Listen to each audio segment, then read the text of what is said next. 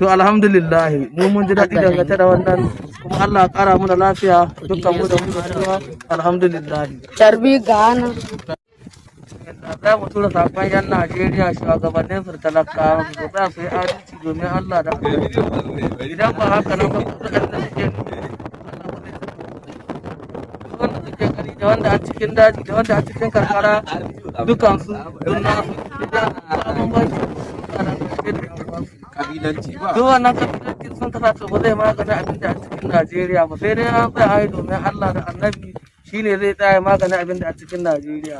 Kaga an dawo ne talaka ne wasu basu ji basu gani ba an ce za a canza kuɗi a yi to shi wani talaka ma bai sa abin da a canjin kuɗi wani ma a waye gari bai da 10,000 sai sa ya ta waye ya je ya nema sannan ya samu ya harkar gaba ne.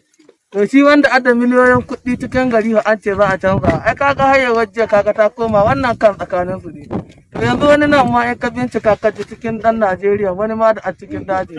kuɗin ma da suke nufi suna canzawa ne to wani ma da a ciki ko wani ma kuɗin ma bai same su ba amma kaga wanda ake nufi yan ta'adda ne kaga kuɗin sun zo hannunsu kaga wannan suna nuhin 1,000 ce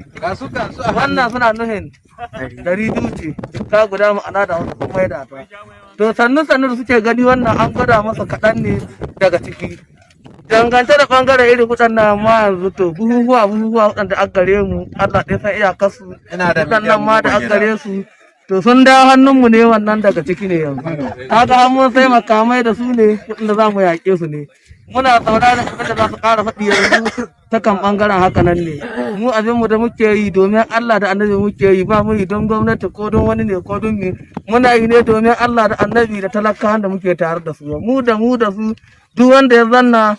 hudda ta tsakani da Allah da rabe mu shine namu ne domin Allah duk wanda ya zalunci wani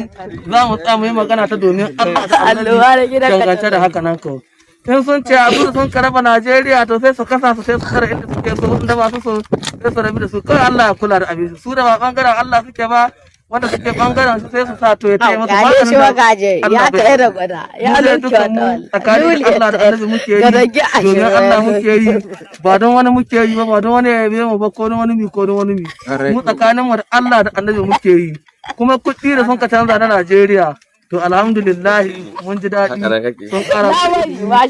kan tsakanin mu da su ba abin da suke yi ba domin Allah suke yi ba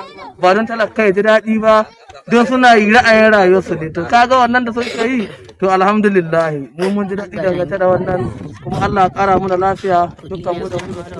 alhamdulillah.